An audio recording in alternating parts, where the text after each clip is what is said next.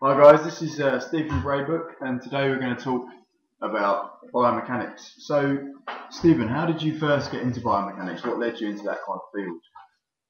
Well, the thing with biomechanics is always a field which I was fascinated by. I left school with very little education, and I went the hard way around. Really, I went into personal training very young. Lucky enough, on my first fitness course or personal training course, many good 20 years ago now, maybe 18 years ago. It's when the Paul Check thing became quite popular. So people were getting core conditioning, back workouts and looking at the TVA and all this.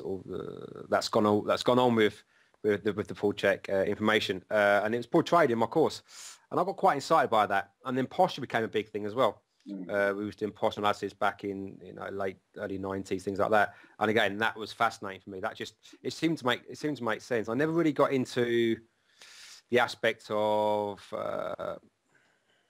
cardiovascular training and things like that and bodybuilding. I came from I did a lot of powerlifting when I was a youngster, in my late teens, early 20s. But I never really, that side never fascinated me until the posture came along. I started on the first training course. This posture analysis was I think on the second day. And it just seemed to resonate. So after those courses, I did, Pilates, yoga, Feldenkrais, Alexander technique. I did every posture course I could really. And then obviously the biomechanics became quite entangled with posture. And if I never really knew what biomechanics was, it was just, for me, it was just looking at people's movement and trying to go back to the old school posture analysis and trying to put a plumb line up and things like that. And I started to get a good understanding of a practical aspect of what you can do to change an individual. But there was something missing. I just wanted to know some numbers.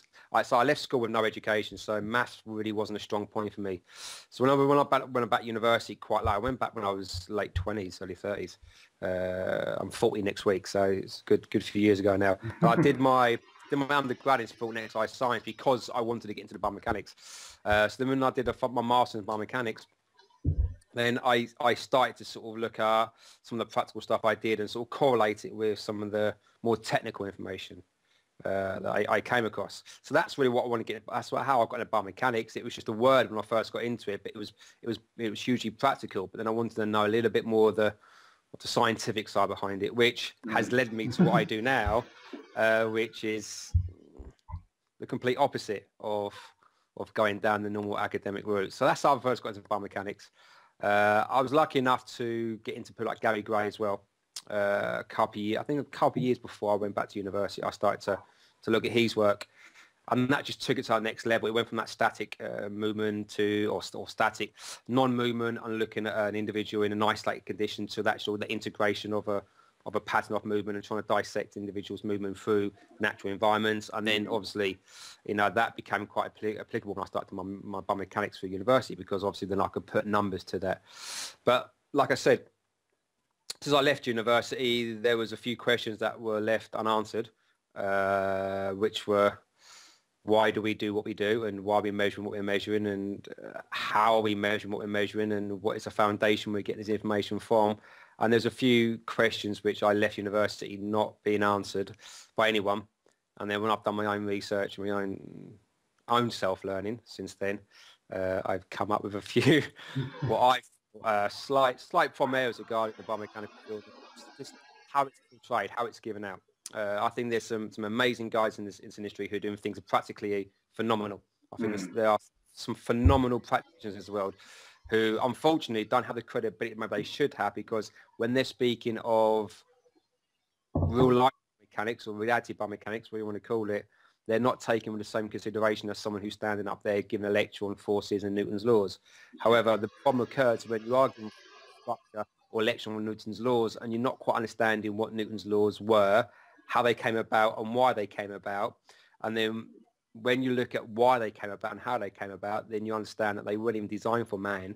And why is that individual standing up there portraying this Newton law is what we're going to be taking a measurement for when you walk on the force platform, and the numbers we take from that force platform are designed by a mathematical equation which is not designed for mankind. And then for me, that's where it gets a little bit frustrating because the reality of what the information is being portrayed in the traditional biomechanical field. I'm not talking about the practical biomechanical field. Unfortunately, sometimes the practical biomechanical fields are using this information and portraying it as one and trying to justify themselves in why they're doing what they're doing. Well, actually, what they're doing is great. They just haven't got the language at the moment to stand up alongside someone in a biomechanical setting and speak the same language. It's the same language. It's just that the biomechanical field or the education of biomechanics is speaking from a non-human perspective. However, the problem occurs is when that non-human perspective is given Yeah. an experiment or research study or anything that requires someone to take EEGs and free body diagrams and 3D analysis, things like that. And then all of a sudden you start to look at, well, you've taken this experiment and you're manipulating it to find what you want to find, because the numbers you want to find need to be A, B, and C. And those numbers you're trying to find, which A, B, and C, are built on this principle, on that foundation. And then you start to look at, well, that number I'm using is irrelevant and a fallacy when it's itself, but I'm now putting that into an equation, which is then trying to describe this EMG, this force platform, this 3D analysis. And then I'm going to give you information on my research paper to then speak about how I can make you a better runner and jump higher. And to me, that's where it becomes a little bit of a strange phenomenon. So that's when I started to look at it. And I just started to look at, it was the word mechanics. It just threw me. And when I say, when you look at just the simple terminology of mechanics, it makes no difference whether it's myself, yourself, and educated individuals, my mum and dad who know nothing about the movement. If I say to my mum and dad, this word says mechanics, and mechanics is a machine is built on a sixth of engineering, and that's what I'm trying to describe me. They understand? Well, it doesn't make any sense because it's nonsensical. That's how biomechanics became a problem. And I say this again, not a problem when it comes to some of the practitioners who are portraying unbelievable stuff they're doing, that, the body workers this world and people who are doing some phenomenal work. It's just sometimes the information they're using to try to justify their biomechanics is the traditional biomechanics language and is where it becomes slightly problematic. So my work at the moment is just trying to bridge those two gaps. To say some of the information you have in the biomechanical field, let's just look at it differently. I'm not saying Isaac Newton was wrong, genius. I'm not saying Birdie was wrong, genius. I'm not saying Euclidean geometry is completely wrong. It's genius, but it's in the wrong place. It's in the wrong context. Makes sense. And for me, that's problematic, especially when you're in a university setting, a lecture, and you're being second year undergrad or third year undergrad, and you're being taught Newton's laws, and you're taught Euclidean geometry, calculus, and you start thinking, wow, this now in hindsight, it always became problematic of trying to work out why, because it never worked out why. But now I understand what I'm thinking, I understand, or I've got some indication of why it doesn't understand. And to me, you're just trying to bridge those two gaps. You guys, you're doing amazing stuff practically. You guys, you've got some unbelievable information. It's just that these guys need credibility, but they can't get credibility with you guys until they speak your language. But unfortunately, your language is not the credible language to speak regarding me and you. Regarding in a car, my kid's bunk bed, throwing a stone outside, a tennis ball, the sun, moon, and earth. Brilliant. Can't complain about that. But when it talks about biological substances and creatures like yourself and myself, and we try to dissect that within a number, that's where for me it gets slightly problematic, because none of these laws I just said, Brady's principles of levers, Newton's 3 laws of motion, Euclidean geometry just as a basic, none of these has any relevance to the human body. They're not designed for the human body. They're designed for complete, innate, rigid, non-deformable, deterministic, mechanical, mathematic number. That's what they're trying to do. They're trying to find a mathematical number, and you can only find a mathematical number one time outside of everything else. Newton spoke about one point of one place in one time. How can I find one point on your body and say that that's how the rest of the body is working? That's That's an fallacy. So when you look at Euclid's, everything is a right angle, everything is parallel lines.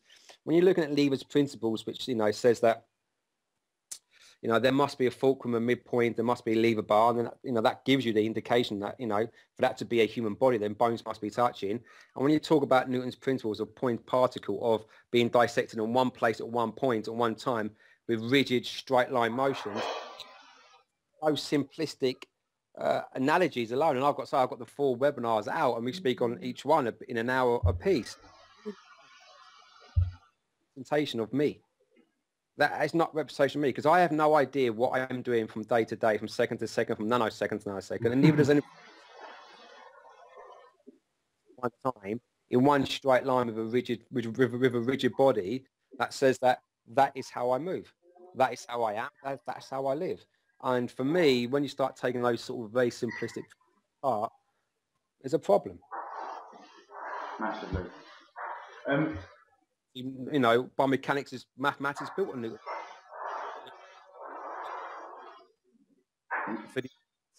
And not for mankind, then there's a problem. Big problem. So with the practical aspect of personal training, how do you feel that biomechanics could be used more, or how can it be kind of integrated more into the personal training profession? Because I see a lot of personal trainers that come in, they train their client, they don't really pay much attention. I mean, there are some very good strength coaches that I know that will use a lot of biomechanics and analysis and movement potential, that sort of stuff.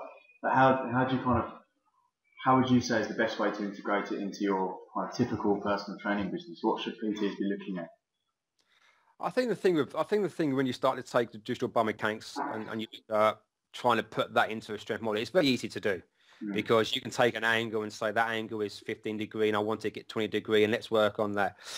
And that will always be the case, some individuals. And that might not be a bad thing, of just saying that I'm going to take this representation of the traditional laws that have been governed around and work on an angle, for example. And looking at a clean and jerk, the triple extension, for example. And I'm trying to transfer away up the chain, and there needs to be a clear angle at each point to allow you transmit it through. And that's not a problem to use that terminology. It's when you're defining that is the ultimate terminology or the ultimate principle of what you're trying to get. That's when it becomes something. If you're using that as a subdivision of your current knowledge, then great, because it's part of. You can't, I'm never going to say that's completely irrelevant in certain situations, because if that's an individual's language, then that's not a problem. It's just when they believe that is the only way. Now, for me, from the personal training perspective, the tensegrity model, which is it's a floating bones type scenario, the elasticity of a system is beautiful. The actual terminology is quite nice. Actually, the reference to the what should I say? The ideology behind it has problems, and my webinar this week is speaking about that. But the elasticity of a movement is where I would get, my personal trainings if I had a group of personal trainers to work on. And like I say, when you actually look at the principles of human movement, your 4-year-old, little girl, your 4-year-old's movement is natural. You're not teaching that. You're not designing that. You're not force and how she moves. She moves in a natural environment, and her squat is not a squat that we teach in a bar behind the head or a front squat type scenario. It's a natural environment for her to be in, and she's reacting to a stimulus and the task in hand, and her movement is dictated about that. That's natural movement. That's pure biomechanics, or the new biomechanics, whichever way people want to speak about it. If you looked at your daughter move and you try to find a believer in no system, you couldn't find one. If you try to work out what part of the body is moving independently from everywhere else, you couldn't find one. If you try to find straight line angles in that position, you couldn't find one. So if you can't find it in a natural person's movement, for me, if I had a group of individuals, PTs, I'm working in natural movements. And I know natural movements, squats and natural movement, a lunge and natural movement, but I'm talking about natural movements that you don't force someone to do. The imperfection of training, the imperfection of movement, nothing is symmetrical. There's no two parts.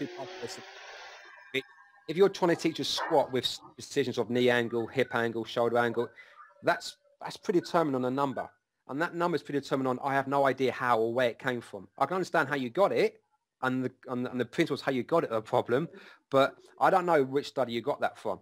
So that's not me, and that's not you, and that's not your daughter, that's not my son, and that's not my little girl. That's not how they move. I don't move like you, and you don't move like your little girl, and you don't move like your partner, and you don't move like any PTs. As long as the individual is out of pain, then their movement is their movement own. And you work with their movement. If their knees roll in, their knees, if their knees roll in, their knees roll in. The knees roll out, the knees roll out. There's not a problem until pain comes.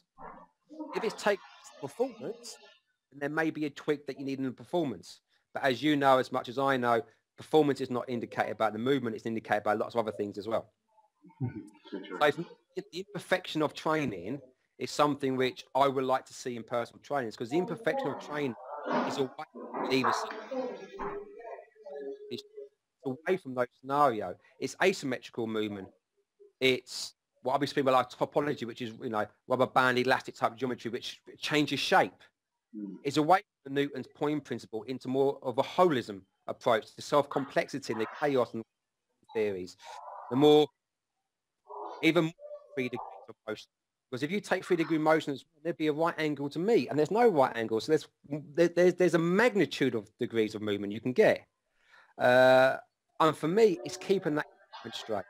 The person working their movement, and I always say when I teach, it's like everyone's got a movement bubble, and as long as they're inside that bubble, then their movement's great for them.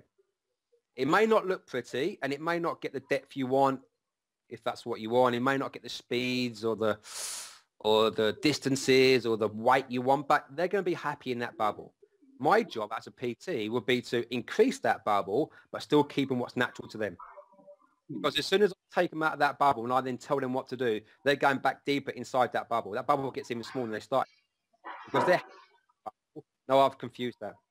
I've given them a movement which they don't like to do. And yes, it may actually end up having a little bit more weight on their shoulders in the squat. But the question you got to ask yourself, or any PT outside, what's the relevance of a squat to that individual? If it, because they have a particular activity which requires them to put a bar behind their back, then great, that's not a problem. But my mum's never squatted to her full in her life, but she would get down and pick my son and my daughter up. It may not look like a pretty squat, but it's still a squat. Squat. So for me, the imperfection of training needs to be given.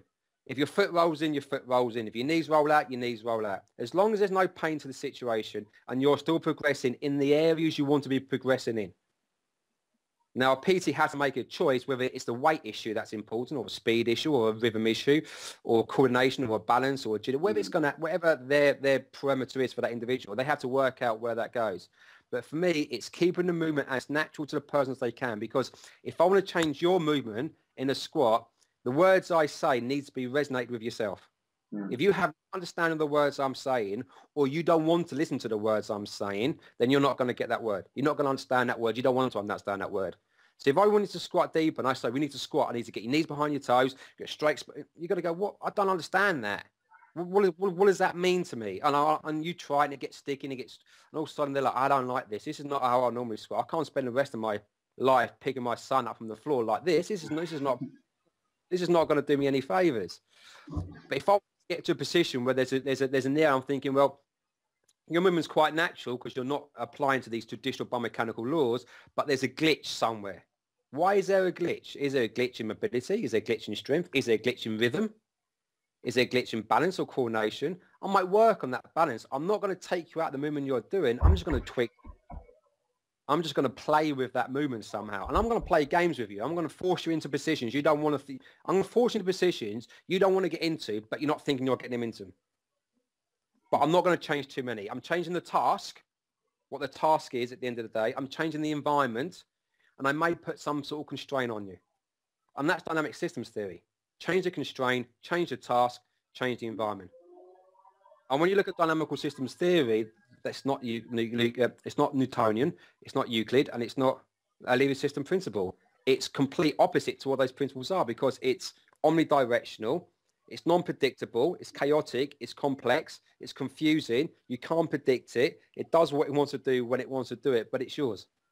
And it will change every second of every single day.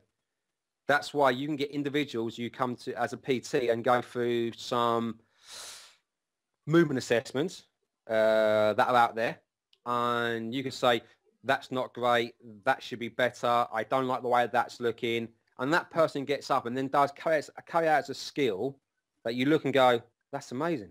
But that doesn't make any sense, because you shouldn't be able to do that if you can't do that. That's maybe not needed. That's not an issue. Can they touch their toes? Hey, I don't know. But if their movement requires them to touch their toes, then they need to touch their toes. But as you know and I know, there's plenty of individual sportsmen out there who are playing extremely high levels of sport, who earn lots and lots of money, that if you took them through a movement assessment, they'd probably be worse than your clients now. They can do things that your client can do in a graceful and elegant way. And they can get themselves into positions, mobility-wise, they can't even do standing.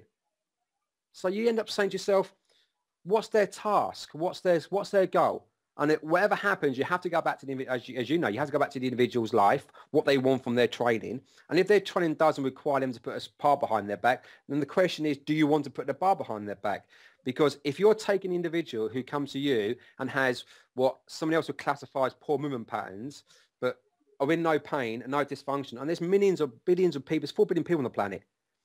If we taught each 4 billion people to move the same way with a squat behind their back and a squat, then no one will be able to pick their son up from the floor, because everybody, and they're not. So if you let the individual do what they want to do, how they want to do it, you facilitate any change you want to facilitate. You keep it as natural to them, not to me, not to you, but to them as they can. And you work on that, i.e. you may add a little bit of weight here, a bit balance, whatever you decide to do.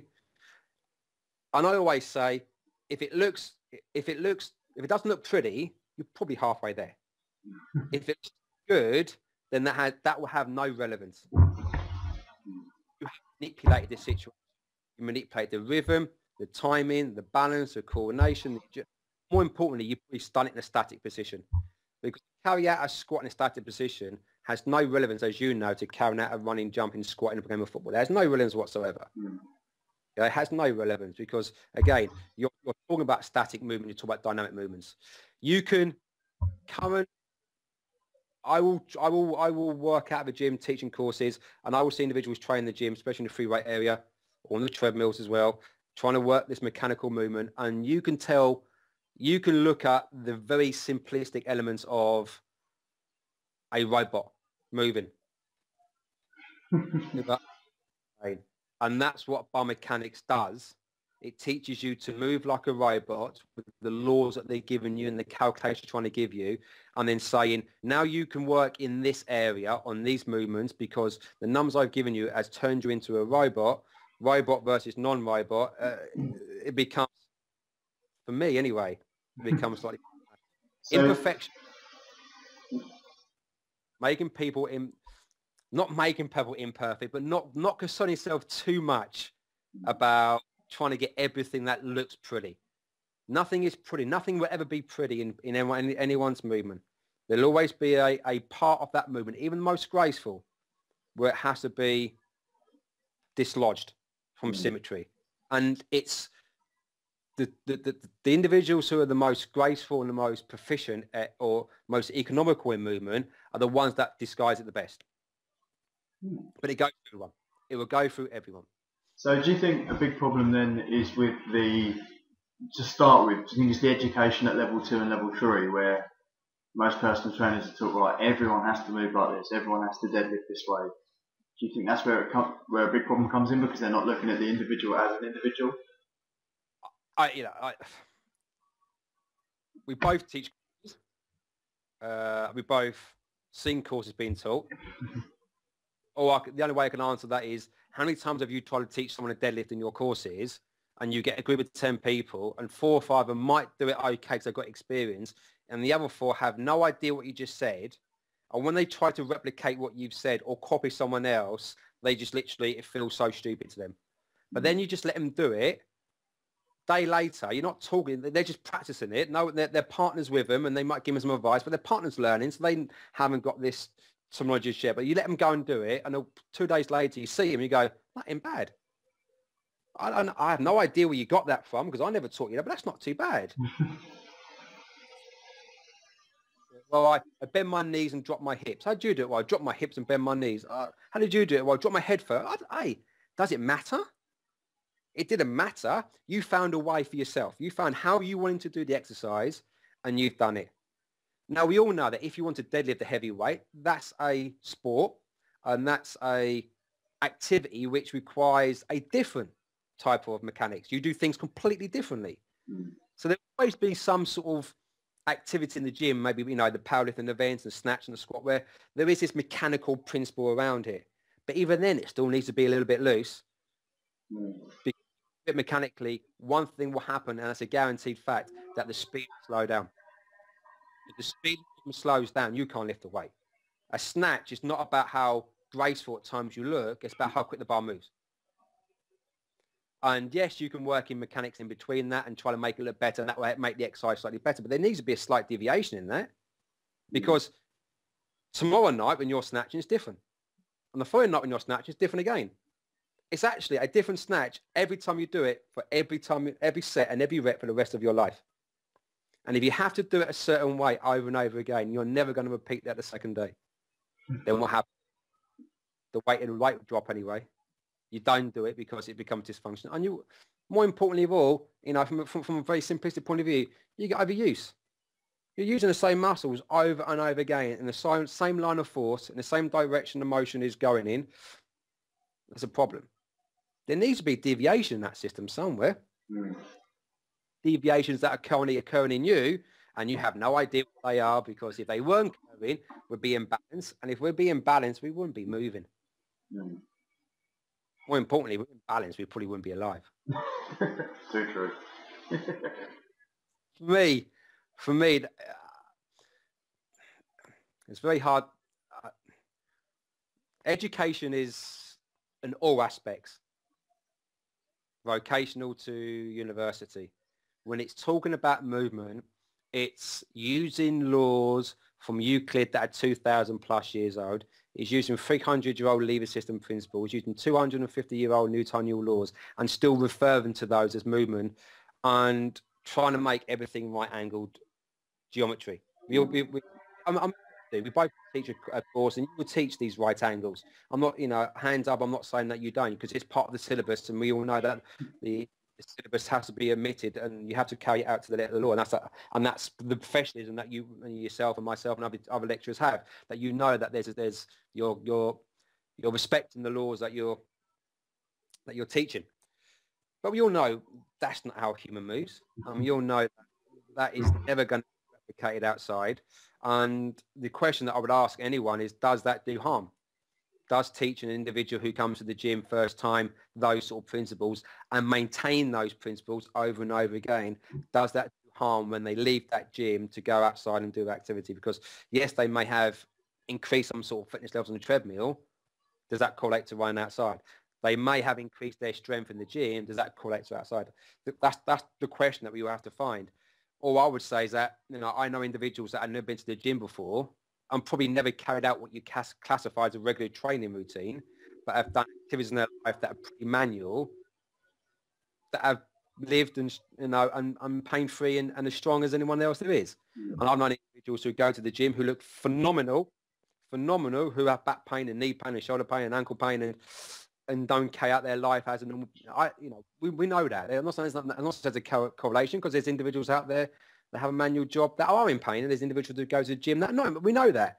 But when you look at all those aspects, if that environment was the purest, the gym scenario, then everyone who goes there will be a healthier person after, and we all know that's not always the case. So I think education has to be evolved. You know, you've got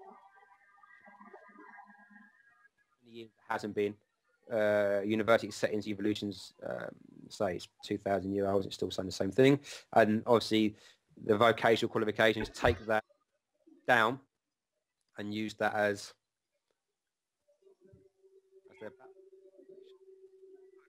all education has to be from a biomechanical perspective. If you use the term biomechanics, has to be changed, or just looked at. I think that's the key. Yeah. Just looked at and maybe you know, maybe more of the you know, what people classify as this three-dimensional functional type activities coming in. At least you're then giving someone a real life or reality in their movement. So with your business, the Movement Man, how are you going to kind of implement change? How are you going to move forward with PTs, and what kind of difference are you going to try and make with your business? Basically what I'm trying to say is how does your outlook differ, and what are you going to teach to kind of change things up from the norm? I think the first thing is the question I get asked is how do you make this practical? And I think the thing I said at the beginning of the interview was there are some amazing individuals on this planet who are doing some amazing things. Yoga teachers, Feldenkrais teachers. There's a lot of individuals who are doing some phenomenal movement work. And I probably haven't got that ability. They are some of the best I've seen. They are doing what I'm saying. I think that's the beauty of it. These guys are out there doing what I'm saying. It's just that they haven't had the terminology. They're still using this old terminology to try to justify what they're doing rather than saying, actually, it works. This movement works. I'm happy with that. I may not have the justification or the knowledge that an educational setting has. And for me, this is a couple fold. One is to bridge that gap. I've said that before. It's to bridge that gap in the middle, saying these guys are phenomenal. Let them have their words, because the language they use may be a little bit different from what you use in the educational setting, but actually it's pretty close to what raw mechanics or biomechanics. And I say that in inverted commas because I try to stay away from that mechanics sort of word. But so the second thing is one people, and this is really key to it. My son's 2.5, my daughter's 7 months, and you're a young girl. If any of our children decide to take up biomechanics or movement or, philosophy, psychology, neurology, any aspect that deals with humans and how humans, evolved on this planet and how they're still evolving, whatever aspect of that science is backed. I don't want my children, your child, to be speaking the same language that we are now. I don't want that, because it hasn't changed. I feel that the movement world hasn't evolved much in many years. I just want individuals to come up and go, I have an idea. I don't know where it's come from. It's not scientifically backed, but I've got an idea because it works with my clients. I want those guys to share those ideas. I want those guys to get away and start questioning some of the laws and some of the foundations, some of the science that they've used, some of the science that they're trying to back up the information with. Because language, and you go, well, it makes no sense. And everyone does. Every PT will do something with its cardiovascular, strength training, whatever it's going to be, that have been told how to do something through whatever law, principle it's been, and just doesn't make sense. And I want those individuals to stand up and go, actually, boom, I believe in this, I believe in that, I believe in that, because it will form greater discussion. It will bring out more opinions. It will start to get other people thinking. And the more we can do that, the more the evolution of mechanics grows and grows and grows and grows. I have no idea whether the raw biomechanics and educational setting are going to go, brilliant, let's take this on board. I don't know that. And ultimately, that may not be the driving force. The driving force is for movement to come out of 2,000-year-old laws and to change people's ideas and feelings. So the way I'm seeing what I'm doing at the moment is, this is true to myself. This is what I do. And this is how I see things. And I'm strong and confident enough to speak it. I just want other people to use their information or their imagination to come up with their own. And we all have them. We've all got our own things that we go, I believe in that, and that's what's worked. And it doesn't follow that. It doesn't follow that. But brilliant, use it, say it, speak it. Because the more people speak this, the more that some of the crumbling, in my view, foundations are down, and we can start to build more debate, more referencing, more conversation, more people speaking about it. All this sort of thing is only going to raise our evolution. And for me, I want my son in 20 years' time, or my daughter, or they want to take some sort of movement job to be going, cool, that last 20 years, it's changed quite a bit, isn't it? Yeah. And if they want to go back and go back to the old laws and say, they're right, it's your opinion, great, say it. But hey, don't just be told what to say and how to say it and then spill that out and thinking that's the right way. If you believe it's the right way, then it's the right way. doesn't make sense to you, it probably isn't the right way. And allow yourself to have your say and your view, because that's probably what is the correct way. And for me, there hasn't been enough of that. And I'm only speaking of biomechanics, so I can't really speak of many other fields because I'm not knowledgeable. But in the biomechanical field, there hasn't been a change apart from the tensegrity model that's come through, or biotensegrity model, in the last 2,000 years. It's still been the same information put across. And for me, that's not evolution. Evolution is changing. You have to have change, and this is a prime time for people to change, because personal trainers out there, they're smart cookies. They know their stuff. A little bit at times intimidated or feel scared to offer their opinion because it will get shot down and somebody else will critique it. That's the beauty of all this. It's true. It's yours. It's yours. Use it, say it, grow with it. And that's what I'm hoping that, somebody, if one person says something, if one person reads something or hears something and says, no idea what he just said for the last hour of the show, but that one thing he just said then, so much sense, and I'm going to go away and research what I think is biology, physiology, chemistry, whatever it's going to be. I'm going to look at, my strength and conditioning pattern, my clients, and just look at, how I can make the person more reactive. I have no idea what I'm going to do. I'm just type it into Google, and I'm going to get this massive information come through, and it's going to sound like it's in French, and I'm going to dissect it down and go, boom, that's it. That's enough, because that goes back into your client. That will get the results you want. If it doesn't, you Google again and you get another one to get the results you want. That goes back in. We've started something. Rather than having a few individuals who speak the loudest, shout the loudest, and package things up prettier, who people are using as their benchmark for everything. And that's why I find things a little bit, there's no imagination in this industry. Not because there isn't any imagination, it's just that nobody wants to share.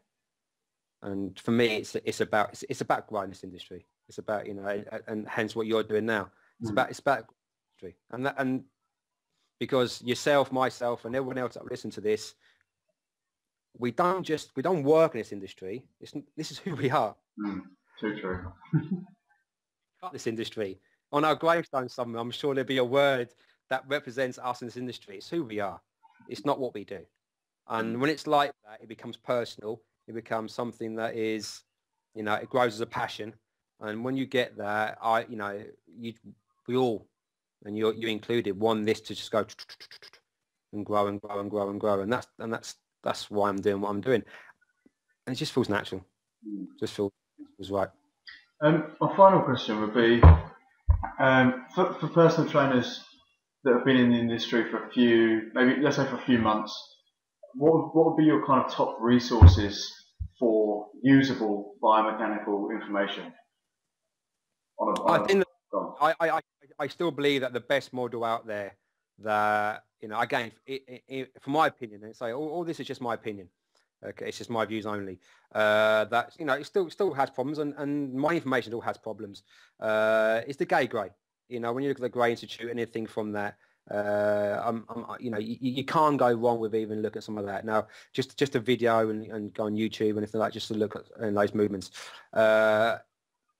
There's some great natural movements out there. Ido Porto is a great natural mover. There's a lot of phenomenal individuals out there who are putting information across in a nice simplistic way. All they're doing is looking at the body as a unit, as a whole, nothing as an individual part, and let the body just move. Let the body be free and let the body be play. And I think, any of the gay grey information out there, yes, it might be a little bit heavy at times, but the actual backbone principle is just purely letting the body move. I can look at some of the individuals and look at some of the problem areas they have, some of the mobility issues or strength issues. And you may not even go down that far, but just working on letting the body move. And then once on level 2, level 3, level 4, like I say to all my guys, is now it's learning time. Now it's learning time. I would go back and, first thing I say to my level 2, 3 guys, what do you like? Find that's a niche. That's your niche market. What you like is what you like, because it's not what you like, it's what you do. So work with that. And secondly, don't be afraid to think out the box. Don't be afraid to look at individuals who are doing things slightly differently. They might not have the vocabulary, They might not have a full understanding of what they're doing, but practically there's amazing things. You know, you can't go wrong with the Ido Portal stuff if you want the body movement. You know, you can't go wrong with the Gay Gray stuff if you want to look at some science in mechanical movement. You know, and then, you know, even just getting a very basic yoga foundation, getting a very basic, you know, holistic approach. You know, all these are using your body as a whole. Nothing is an individual part. You know, you're not looking at the body as a lever system. You don't need to worry about is it a lever system, because it's not. Because you can't have a system if you're doing back bend. It's an impossibility. So, you know, you can't have a lever system if you're doing some of the yoga poses that my wife would do. You know, you're trying to find the lever there. You go, well, I can't even see that. Your ben's bending, your knees going one direction. It's like, because it's not. So let your body be free. So anything from those guys, for me, is where the education starts. And the great thing about this industry, I've been in this industry for many years. When I first got into it, you know, only the select had internet. You had to buy books. You had nobody sort of, you know, giving you any information or guidance or explaining things. You can go into Google now and you can get some amazing information. You can really good videos. You don't need to understand it all, but if you're taking one or two pieces of information from that, put it into your client, I think that's beautiful. So after level 2 and 3 and 4, guys, you know, think out the box. Don't be afraid to use your own imagination. And if someone's doing something that's a little bit different, you don't have to understand it fully, because they might not understand it fully, but you're probably not far short of letting the body be what the body wants to be, and more importantly, letting the person be what they want to be. And I think for me, that's the beauty of this industry. There are some, and it goes back to the first statement, there are some amazing individuals who are doing some practical elements that are phenomenal. Watch, follow, understand, and more importantly, use it. And just keep using it. If you make a mistake, it's a plus for the next time. Good times. Well, thank you for your time. What I'll do is I'll see if we can hook up again, maybe in the next couple of weeks, and go through some more in-depth kind of biomechanical topics. But yeah, it's been a pleasure. I'll get this out on YouTube and go from there. Have a great day. Love to your family.